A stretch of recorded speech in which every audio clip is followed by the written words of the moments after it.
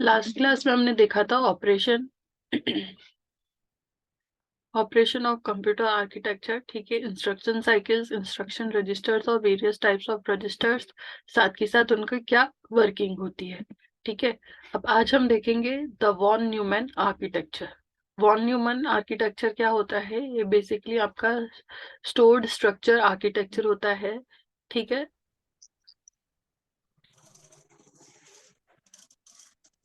आप अपना mic mute कर लीजिए सभी।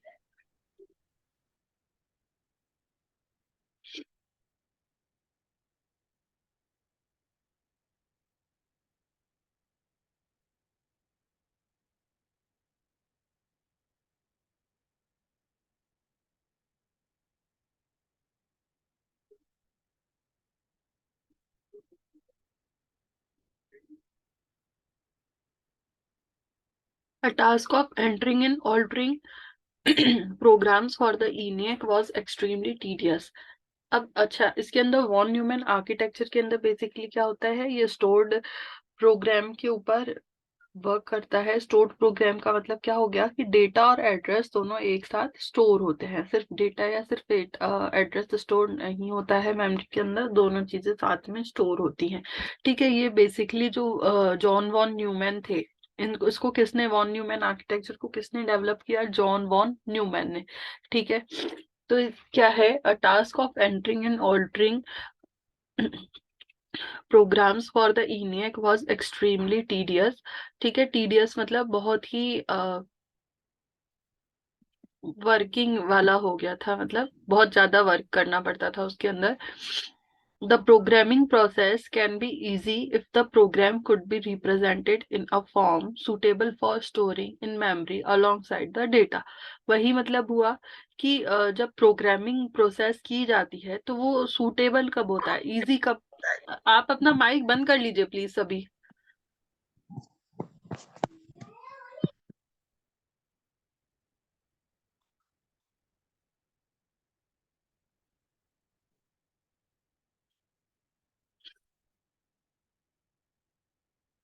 ठीक है। तो then a computer could get its instruction by reading them from memory, and a program could be set or altered by setting the values of a portion of memory. क्या होता है? जब कोई कंप्यूटर वर्क करता है तो क्या करता है? इंस्ट्रक्शंस को मेमोरी में से रीड करता है, ठीक है, और उनको प्रोसेस करता है, ऑल्टर करता है या उन पे वर्किंग करता है according to the instruction, on the base of instruction, ठीक है। This idea is known as the stored program concept. The first publication of the idea was in a 1945 proposal by von Neumann for a new computer, the ADVAC Electronic Discrete Variable Computer, ठीक है। In 1946, John von Neumann and his colleagues began the design of a new stored program computer referred to as the IAS computer at the Princeton Institute for Advanced Studies. ठीक है, von Neumann architecture की need क्यों हुई? Stored program concept के लिए। Stored program मतलब कि data और मेमोरी दोनों साथ में स्टोर हो, जिससे कि क्या हो, ज्यादा टीडियस ना हो। टीडियस मतलब कि ज्यादा लेबोरियस ना हो, ज्यादा वर्किंग की नीड ना हो। ठीक है। The IAS computer, although not completed until 1952, is the prototype of all subsequent general purpose computers. ठीक है, ये सभी जनरल पर्पस कंप्यूटर्स के लिए वर्क करता है। ठीक है, क्या है general structure of John von Neumann architecture? इसके अंदर क्या है? Input output equipment, arithmetic logic unit, program control unit, main memory. चीजें सारी सेम रहेंगी। ठीक है, सिर्फ उनका फ्लो ऑफ डेटा, एड्रेस वगैरह चेंज हो जाता है। लेकिन हमें पता है इनपुट या आउटपुट यूनिट या इक्विपमेंट्स से इनपुट और आउटपुट जाएगा। ठीक है, किससे जाएगा? जो आपका सीपीयू होता है, इससे ये कनेक्टेड होता है। और जो सीपीयू होता है, ये कहाँ से डेटा को लेता है या स्टोर कराता है, या एड्रेस को लेता है या स्टोर कराता है? मेन मेमोरी से। ठीक है, तो arithmetic logic unit and control unit दोनों मेन मेमोरी से डेटा का फ्लो बोथ डायरेक्शन में है। ठीक है, साथ के साथ ये आपस में भी प्रोसेस कराते हैं, मतलब ALU एंड कंप्यूटर यूनिट, इनमें भी flow of data both side में है। ठीक है, तो ये इस तरह से हो गया आपका वॉन न्यूमैन आर्किटेक्चर। आप इसको एक बार नोट डाउन कर लीजिए।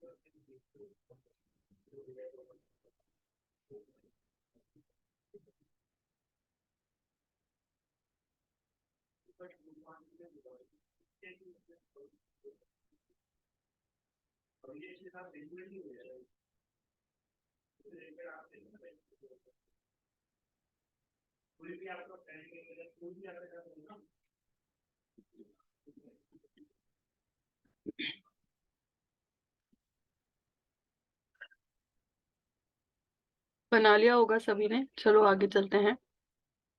It consists of main memory, which stores both data and instructions, an ALU capable of operating and binary data. ठीक है, control unit which interprets the instructions in memory and cause them to be executed. Control unit क्या करेगा? जो भी instructions है memory के अंदर, उनको इंटरप्रेट करेगा कंप्यूटर अंडरस्टैंडेबल लैंग्वेज में और उनको वर्क करेगा। ठीक है, एग्जीक्यूट कराएगा। Input and output equipment operated by the control unit. Okay, now what is bus structures? Bus structures क्या होती हैं? Buses are of two type, address bus and data bus. So bus structure and multiple bus structures are type of bus or computing. A bus is basically a subsystem which transfers data between the components of computer components either within a computer or between two computers. बस क्या हो गया? एक तरह से आपका connection हो गया, या यूं कह सकते हैं कि जिसके थ्रू कम्युनिकेशन होता है डेटा या एड्रेस का। अब वो चाहे सेम कंप्यूटर में भी हो सकता है, या मोर देन टू कंप्यूटर्स, या मतलब मोर देन वन कंप्यूटर भी हो सकता है। ठीक है, it connects peripheral devices at the same time. Peripheral devices मतलब क्या हो गया? पेरिफेरल डिवाइसेस मतलब जितने भी और एक्स्ट्रा रिसोर्सेज होते हैं, इक्विपमेंट्स होते हैं, लाइक आपका सपोज कंप्यूटर की बात करें तो कंप्यूटर से क्या क्या जुड़ा होगा? कंप्यूटर मतलब कि सीपीयू, सीपीयू से क्या क्या जुड़ा होगा? आपका इनपुट डिवाइस जुड़ी होगी, आउटपुट डिवाइस जुड़ी होगी, ठीक है। इनपुट में भी जैसे सपोज कीबोर्ड हो गया, माउस हो गया, तो ये सारी चीजें किसके? बसेस के थ्रू कनेक्टेड होते हैं। इनको बोला गया है peripheral device. A multiple bus structure has multiple interconnected service integration buses, and for each bus, the other buses are its foreign buses. ठीक है। A single bus structure is very simple and consists of a single server. क्या मतलब हुआ इसका? कि a multiple bus structure, जैसे अगर ज्यादा बसेस होंगी तो वो ज्यादा रिसोर्सेज से या डिवाइसेस से कनेक्टेड होगी, ठीक है। मल्टीपल बस मतलब कि मल्टी इंटरकनेक्टेड सर्विस, ठीक है। और जब एक बस की बात की जाए तो उसके अलावा अदर देन वन बस जितनी भी एक्स्ट्रा बसेस हैं वो सारी उसके लिए क्या कहलाएंगी? फॉरेन बस कहलाएगी। Okay. A single bus structure is very simple and consist of a single server. Single बस के लिए सिंगल सर्वर चाहिए होगा। A bus cannot span multiple cells, and each cell can have more than one bus.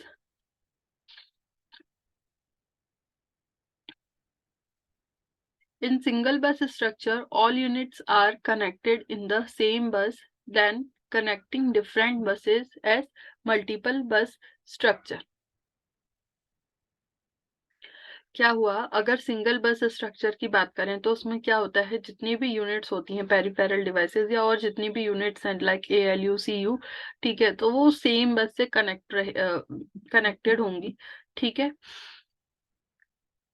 Then connecting different buses as multiple bus structure, ठीक है। Multiple bus structure में हर unit का अपना अलग अलग बस होगी, लाइक एएलयू की अपनी अलग बस होगी या सीयू की अपनी अलग बस होगी। तो ये अपना जो भी डेटा या एड्रेस या जो भी कम्युनिकेट करना है वो अपनी खुद की बस के थ्रू कम्युनिकेट करेंगे। लेकिन अगर अपन सिंगल बस की बात करते हैं तो एक ही बस से सारी यूनिट्स आपकी कनेक्टेड रहेंगी, ठीक है।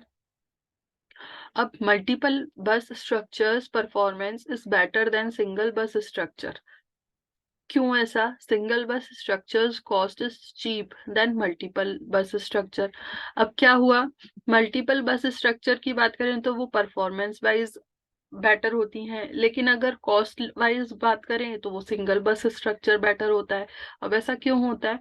क्योंकि अब जैसे जितनी भी यूनिट्स हैं अगर वो सब अपने अपनी बसेस के थ्रू कम्युनिकेट करेंगी तो उसमें कोई भी मिक्सिंग नहीं होगी, सारा काफी फ्लुएंटली अपना डेटा फ्लो कर सकेंगे। लेकिन अगर सिंगल बस से डेटा को, सारी यूनिट्स को अपना डेटा या एड्रेस या जो भी कम्युनिकेट करना है अगर वो उससे करेंगे तो वो उनकी परफॉर्मेंस रिड्यूस हो जाएगी, क्योंकि जैसे one unit at a time उसमें से डेटा ट्रांसफर कर सकती है तो अदर यूनिट्स को उस वक्त हॉल्ट में या वेटिंग लिस्ट में रहना पड़ेगा, ठीक है। इसलिए परफॉर्मेंस वाइज आपका मल्टीपल बस स्ट्रक्चर बेटर होता है। लेकिन अब जब ज्यादा बसेस को यूज में लोगे तो ऑब्वियस सी बात है वो आपका एक्सपेंसिव पड़ेगा, तो that's why single bus is cheaper than multiple bus structure, ठीक है। Now group of lines that serve as connecting path for several devices is called a bus. क्या हुआ? Group of lines that serve as connecting path, ठीक है। Group of lines, lines मतलब कि जैसे different different paths को lines के through connect किया जाता है तो उनको लाइंस को क्या बोला जाता है? बस। वन बिट पर लाइन, ओके।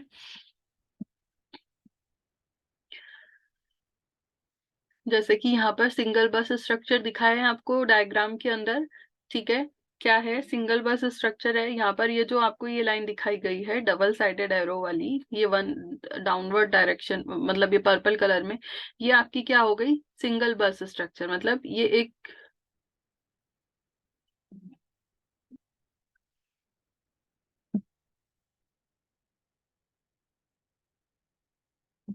यहाँ पर एक ही सिंगल बस है और इससे जितने भी अदर यूनिट्स है like input unit, output unit, memory या प्रोसेसर, ये सभी इससे कनेक्टेड है। तो ये हो गया आपका एक ही बस है, तो सिस्टम बस क्या हो गई? आपकी single bus structure, okay.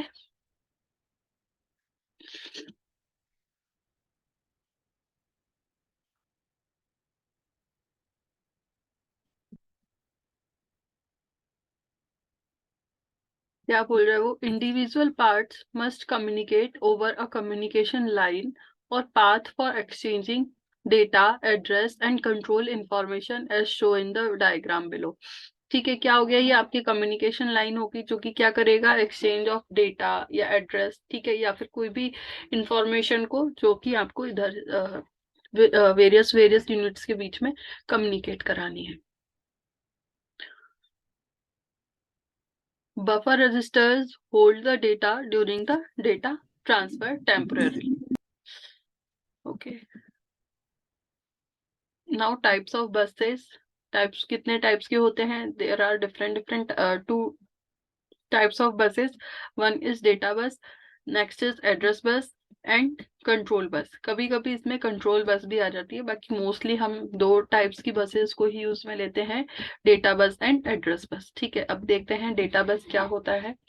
Data bus हुआ आपका, data bus is the most common type of bus. It is used to transfer data between different components of computer.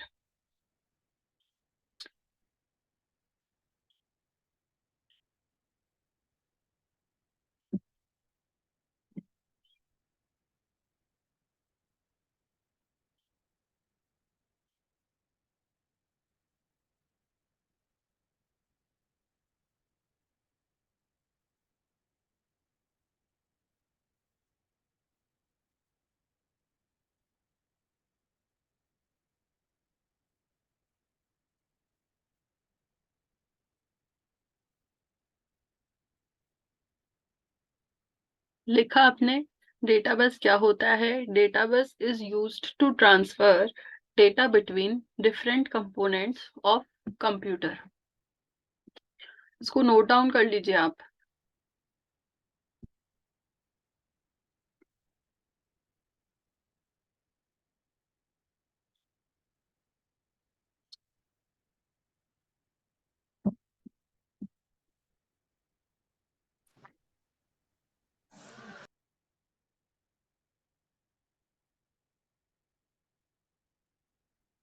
ठीक है, the number of lines in database affects the speed of data transfer between different components. ठीक है, और जितनी lines होंगी उतना easily आपका data transfer हो सकेगा। The bus data bus consist of 8, 16, 32 और 64 लाइन्स। और 64 line data bus can transfer 64 bits of data eight one time. ठीक है, जितनी कैपेसिटी या जितनी नंबर ऑफ लाइन्स होंगी डेटा बस में, वो उसी स्पीड से, ठीक है, उसको ट्रांसफर, डेटा को ट्रांसफर कर पाएंगे। The data bus lines are bidirectional. It means that CPU can read data from memory using these lines. CPU can write data to memory locations using these lines. ठीक है, जो आपका data बस होता है वो आपकी बायडायरेक्शनल होती है। इट मीन्स वो मेमोरी, जो सीपीयू है वो आपके मेमोरी से डेटा को रीड भी कर सकता है और वहां पर आपका डेटा को राइट भी कर सकता है। ओके, तो data bus are bidirectional.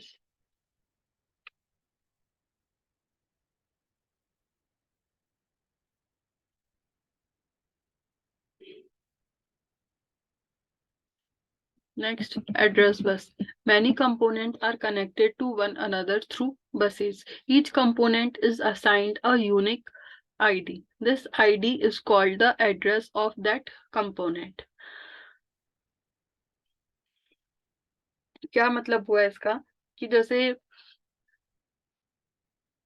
Unique ID हो गई। यूनिक आईडी मतलब कि क्या हो गया, एक तरह से आपका एड्रेस हो गया। जैसे हम लोग हैं, ठीक है, हम सभी कहीं ना कहीं रहते हैं, तो वो हमारा एड्रेस हो गया। हम सभी का एक फिक्स एड्रेस होगा कि हाँ, सपोज ए के लिए पूछ रहा है कि हाँ, ए नाम का जो बंदा है वो हमें कहाँ मिलेगा, तो उसका एड्रेस है, कुछ भी हो सकता है। सपोज जयपुर में जगतपुरा में रहता है वो, ठीक है, तो जगतपुरा उसका क्या हो गया, एड्रेस हो गया। तो उसको आईडी, एक तरह से उसको आईडी भी बोल सकते हैं। ठीक है, तो वही हो गया, this ID is called the address of that component. तो it is a component, it is a component wants to communicate with another component, it uses address bus to specify the address of that component. The address bus is a unidirectional bus. It can carry information only in one direction. It carries address of memory location from microprocessor to the main memory. अब जो main memory है अपनी, ठीक है, वहीं पर address store होते हैं किसी भी डेटा का, ठीक है। तो ये इसलिए यूनिडायरेक्शनल है क्योंकि वहां से ही हमें कोई भी डेटा को फैच करना होगा। तो मेन मेमोरी में वो पर्टिकुलर एड्रेस एंटर किया जाता है, जिससे क्या होगा कि उस एड्रेस पर जो भी डेटा होगा आप उसको इजीली रिट्रीव कर सके, फैच कर सके। Okay, next is control bus.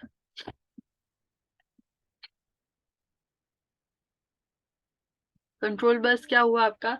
Control bus is used to transmit different commands or control signals from one component to another component. Suppose CPU wants to read data from main memory. It will use control is also used to transmit control signals like ASKS, मतलब acknowledgement signals। ये इसका abbreviation है। ASKS मतलब कि acknowledgement signal। किसी भी signal को, जैसे सपोज हम सर्च कर रहे हैं मेन मेमोरी में कि एड जो इंस्ट्रक्शन है वो कहाँ है, पर यहाँ हम डेटा की बात कर रहे हैं, पहले डेटा ही लेते हैं, ठीक है। जैसे कोई डेटा है 45 नंबर है, डेटा है, ठीक है। तो वो सर्च करेगा मेन मेमोरी में। तो सीपीयू जब सर्च करता है मेन मेमोरी में तो एक एक्नोलेजमेंट सिग्नल वहां जनरेट होता है, ठीक है। जब सीपीयू ने रीड करने के लिए रिक्वेस्ट भेजी मेन मेमोरी के पास कि हाँ भाई आपके पास ये डेटा अवेलेबल है कि नहीं, अगर वो अवेलेबल होता है तो वो वहां से एक एक्नोलेजमेंट भेजता है। कंट्रोल सिग्नल वापस से एक सिग्नल भेजता है कि हाँ हमारे पास ये डेटा अवेलेबल है, एक्नोलेज करता है वो। तो वो किसके थ्रू होता है? एक्नोलेजमेंट सिग्नल, जिसे क्या बोला जाता है? ASKS। तो a control signal contains the following. First timing information and second is command signal. तो टाइमिंग इंफॉर्मेशन क्या हुआ आपका? It specifies the time for which a device can use data and address bus. Control bus क्या fix करता है कि जैसे कई सारी बसेज हैं, ठीक है, उनके साथ उनके वेरियस वेरियस कंपोनेंट्स भी जुड़े हुए हैं। तो कौन सा कंपोनेंट किस बस को कितनी देर के लिए यूज में लेगा, ये चीज कौन डिसाइड करता है? कंट्रोल बस डिसाइड करती है। This is timing information. Now next is command signal. It specifies the type of operation to be performed. मतलब ये कमांड देगा कि हाँ आपको इस तरह का ऑपरेशन या इंस्ट्रक्शन परफॉर्म करानी है। Suppose that CPU gives a command to the main memory to write data. तो क्या होगा? The memory sends acknowledgement signal to CPU after writing the data successfully. CPU receives the signal and then moves to perform some other action.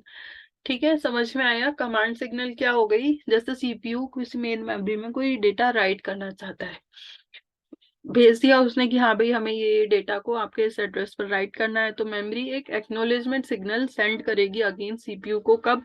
जब वो अपने पास space available करा देगी, data को right करने देगी सक्सेसफुली कि हाँ data is return successfully.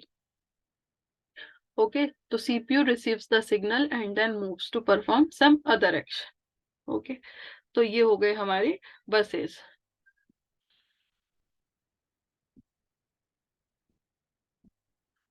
Next is software. अब सॉफ्टवेयर क्या होता है? हम इतनी देर से बात कर रहे हैं हार्डवेयर के बारे में, तो अब हम देखते हैं कि भाई सॉफ्टवेयर क्या होता है। कोई बता सकता है सॉफ्टवेयर क्या होता है?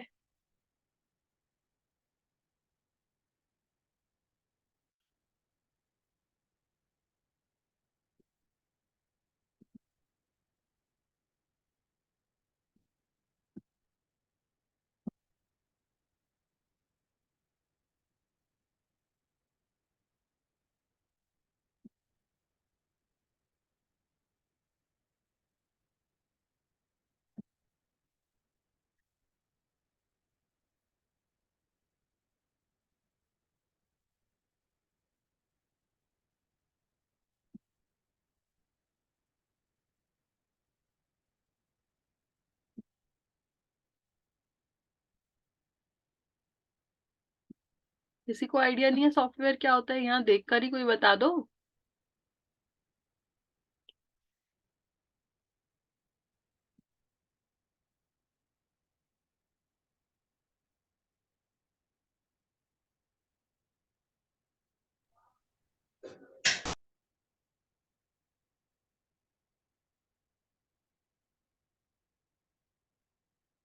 If a user wants to enter and run an application program, she needs a system software. System software is a collection of programs that are executed as needed to perform functions. अच्छा, software क्या होता है? Software is the collection of programs. एक तरह से हम simple language में इस तरह से समझ सकते हैं कि सॉफ्टवेयर क्या हुआ आपका? Software is the collection of programs. ठीक है. अब इसकी नीड क्यों हुई? जैसे सपोज हम लोग सिस्टम सॉफ्टवेयर की बात करें. There are three types of software: system software, application software and utility software. तो अगर हम सिस्टम सॉफ्टवेयर की बात करें तो सबसे पहला और मेन एग्जाम्पल क्या होगा आपका? Operating system. सॉरी. अब ऑपरेटिंग सिस्टम की नीड क्यों हुई? तो किसी भी हार्डवेयर से वर्क कराने के लिए आपको एक सॉफ्टवेयर चाहिए होता है. विदाउट दैट सॉफ्टवेयर कोई भी हार्डवेयर वर्क नहीं करेगा. तो that is your system software, कि without use of any software hardware can not work. ठीक है. तो वो सिस्टम सॉफ्टवेयर क्या हुआ आपका? Operating system. तो receiving and interpreting user commands. ठीक है. क्या इसमें क्या बोल रहा है वो? System software is a collection of programs that are executed as needed to perform functions. किस तरह के functions? Like receiving and interpreting user commands, entering and editing application programs, storing then files in secondary storage devices, running standard application programs such as word processors, spreadsheets, games, etc. मतलब कोई भी work करने के लिए system software की need होगी. ठीक है. अब सबसे पहला सिस्टम सॉफ्टवेयर क्या हुआ आपका? Operating system. तो operating system is a key system software component which helps to user to exploit the below underlying hardware with the programs. ठीक है. किसी भी हार्डवेयर को यूज में लेने के लिए हमें ऑपरेटिंग सिस्टम की नीड रहेगी. Type of software: a layer structure showing where operating system is located in general used software systems on desktops. ठीक है. तो अब क्या क्या चीजें आती हैं आपका सिस्टम सॉफ्टवेयर में? ये है. ठीक है. उसके बाद application software and then performance. चलो सबसे पहले ये आप एक बार नोट डाउन कर लीजिए. System software helps run the computer hardware and computer system. It includes a combination of the following. ठीक है. ये सारी आपके सिस्टम सॉफ्टवेयर हो गए. इनके बिना आपको कंप्यूटर में वर्क करने में प्रॉब्लम होती है. साथ ही साथ आप परफेक्टली काम भी नहीं कर पाते. First is device drivers, then operating system, servers, utilities, windowing systems, compilers, debuggers, interpreters, linkers.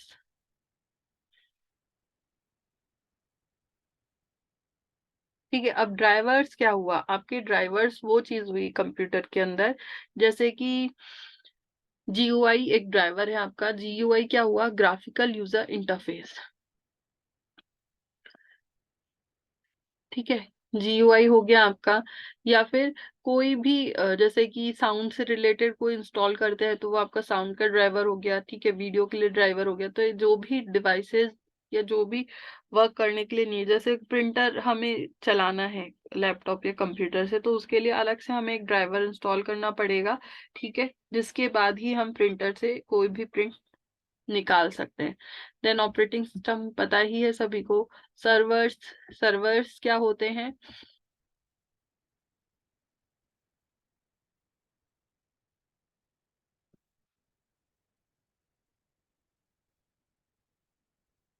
नहीं idea? Servers.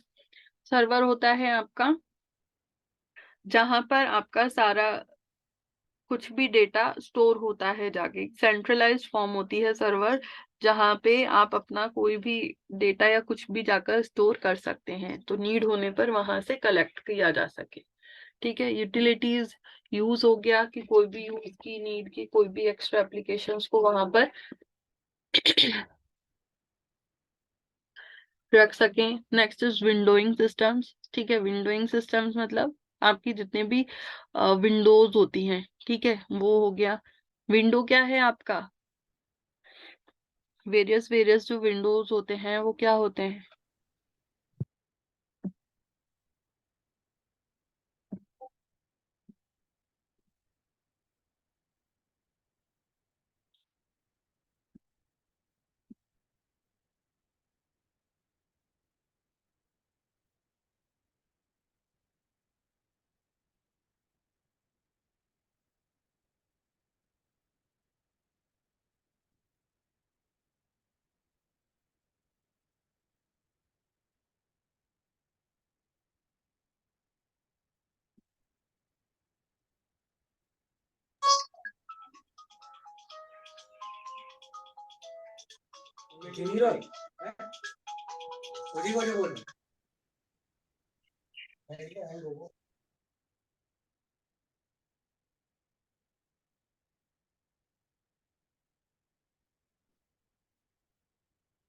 The purpose of systems software is to unburden the application programs from the often complex details of the particular computer being used, including such accessories as communication devices, printers, device readers, displays, and keyboards, and also to partition the computer's resources, such as memory and processor time, in a safe and stable manner. For example Windows XP, Linux and max. ठीक है, अब Windows XP क्या है आपका? Windows XP मतलब ये तीनों चीजें ही आपकी ऑपरेटिंग सिस्टम है।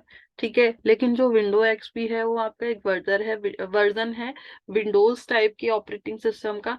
ये आपका क्या होता है? क्लोज सोर्स ऑपरेटिंग सिस्टम होता है। देन बात करें लिनक्स की, तो लिनक्स क्या है आपका? एक ओपन सोर्स ऑपरेटिंग सिस्टम है। And then Mac. अब ओपन सोर्स और क्लोज सोर्स ऑपरेटिंग सिस्टम क्या होते हैं? सबसे पहले हम देखते हैं कि ओपन सोर्स ऑपरेटिंग सिस्टम, तो ओपन सोर्स के अंदर क्या होता है? ये आपका कंप्लीटली फ्री ऑफ कॉस्ट होता है।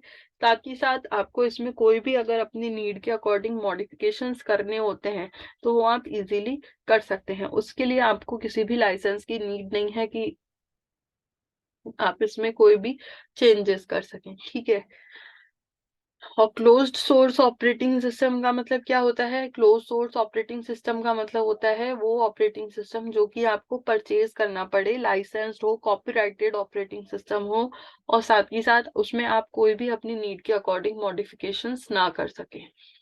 Okay, next is application software. Application software क्या हुआ? Application software allows and users to accomplish one or more specific task. ठीक है, typically applications include business software, computer games, quantum chemistry and solid state physics software, telecommunication, that is the internet and everything that flows on it, databases, educational software,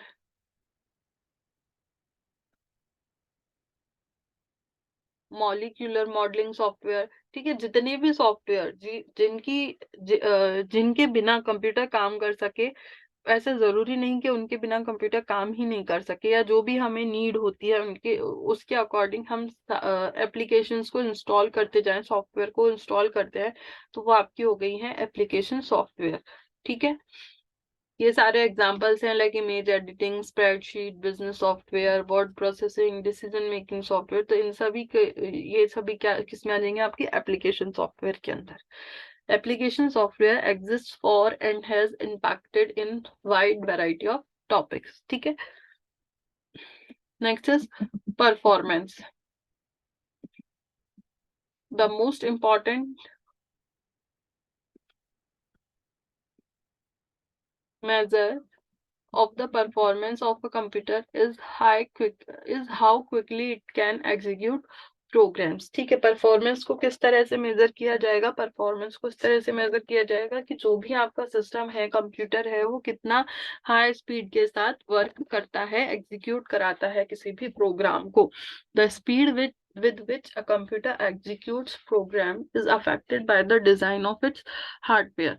For best performance, it is necessary to design the compile, the machine instruction set, and the hardware in a coordinated way. The total time required to execute a program is elapsed time in a measure of the performance. ठीक है,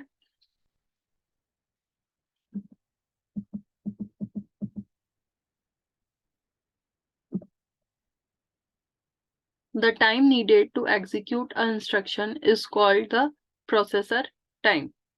Okay, just as elapsed time for the execution of a program depends on all units in a computer system, the processor time depends on the hardware involved in the execution of individual machine instructions. ठीक है, जो elapsed time होता है वो आपका किस पे depend करता है, कंप्यूटर सिस्टम की जितनी भी यूनिट्स हैं वो किस तरह से कितना टाइम ले रही हैं उसको ऊपर। ठीक है, तो प्रोसेसर टाइम क्या हो गया, प्रोसेसर हो गया आपका जो भी मशीन इंस्ट्रक्शंस को एग्जीक्यूट कराने में जितना टाइम लग रहा है वो हो गया आपका processor time. The hardware comprises the processor and the memory, which are usually connected by the bus, are shown as in the figure.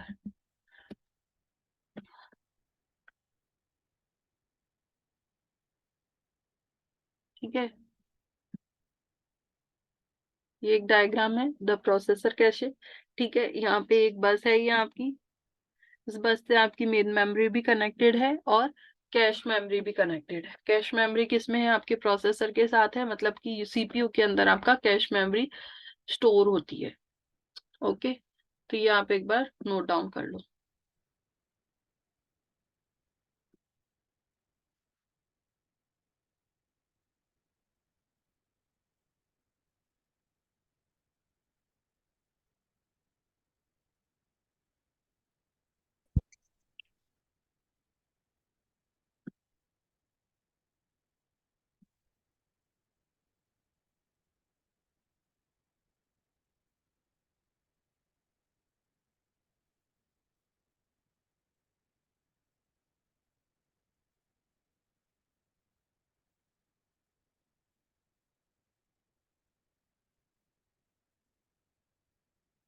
जो कैश मेमोरी होती है वो आपके प्रोसेसर का ही एक पार्ट होती है। अब कैश मेमोरी क्या होती है इसको हम आगे डिस्कस करेंगे नेक्स्ट क्लास में।